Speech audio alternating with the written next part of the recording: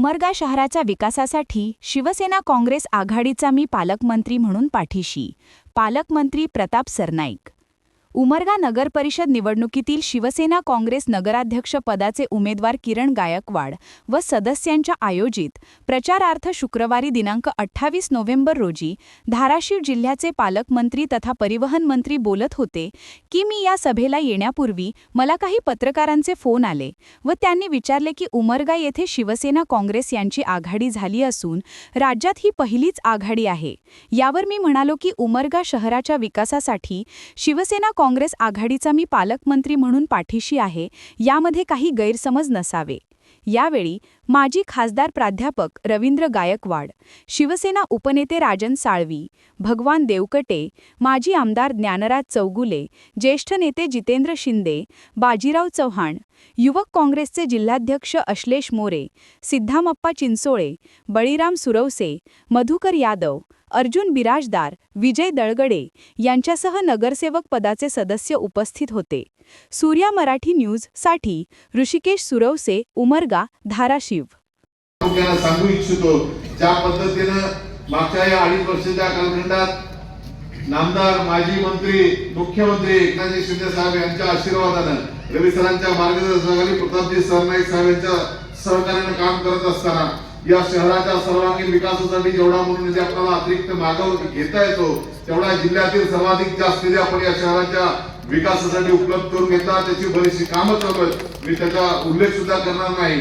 पण एक गोष्ट प्रामुख्याने मुस्लिम बांधवासाठी सांगू इच्छितो. कोणीतरी सांगतंय 2 मराठ्यांची लढाई आहे, मी विजयी झालोय, असा ज्याचा डोक्यात भ्रम आहे तो भ्रम खाली करण्याचं काम येणाऱ्या या 2 तारखेला धनुष्यबाण, हात आणि स्लाईड चिन्हापुढील बटन दाबून आपण हे दाखवून द्यायचं आहे. हे कुठल्या जाती धर्माची नाही, पंथाची नाही, ही या शहराच्या विकासाची लढाई आहे आणि तो विकास समोर घेऊन आम्ही लढतोय. कुठेतरी जातीच्या नावावर कुणाला तर भेदभाव करून मत मागण्याचा प्रकार त्यांनी करू नये.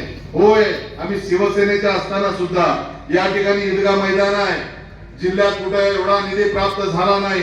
1 कोटी रुपये तुमच्या ईदगाह मैदानासाठी ज्ञानराज चौगुले उपलब्ध करून दिले.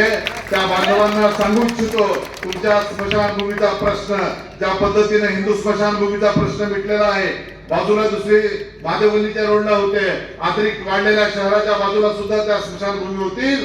मुस्लिम समाज बांधवांसाठी सुद्धा त्यांच्यासाठी लागणाऱ्या कब्रस्तानची जागा या नगरपालिकेच्या माध्यमातून भविष्य काळात उपलब्ध केली जाईल आणि तुमची तेही व्यवस्था केली जाईल. हे याच सर्व मुस्लिम बांधवांना मी सांगू इच्छितो. कोणीही कुठल्याही भूलथापाला बळी पडू नका. लोक वेगवेगळ्या भूलथापा देऊन तुम्हाला फसवण्याचा प्रयत्न करत आहेत, पण खात्रीपूर्वक सांगू इच्छितो, ज्यांच्या हातात सत्ता असती तीच माणसं दाखवताना देऊ शकतात आणि दातृत्व असलेला या जिल्ह्याचा पालकमंत्री या ठिकाणी उपस्थित असताना निधीच्या बाबतीत उमरगा शहरवासियांनी विचार करण्याची गरजच भासणार नाही. आणि त्याही पुढचं पाऊल म्हणून सांगतो, या राज्याचे खऱ्या अर्थाने उपमुख्यमंत्री जरी असले तर नगर विकास खातं हे एकनाथजी शिंदे साहेबांकडे असल्या कारणानं मी खात्रीपूर्वक सांगतो, जिल्ह्याचा सर्वाधिक जास्त निधी या उमरगा शहराच्या विकासासाठी आपण आणू. त्याही पेक्षा पुढचा रोडमॅप जर काय असेल, मागच्या कालखंडात काय काम करत असताना काम करणाऱ्याच्या काही चुका झाल्या तर नाही असं मी म्हणणार नाही, पण भविष्य काळात त्या चुका होणार नाही.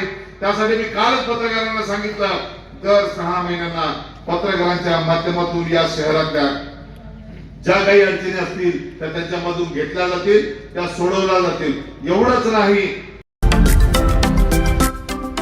महाराष्ट्रातील महत्त्वाच्या व ताज्या घडामोडी जाणून घेण्यासाठी आजच आमच्या सूर्या मराठी न्यूज चॅनलला सबस्क्राईब करा आणि बेल आयकॉन प्रेस करा.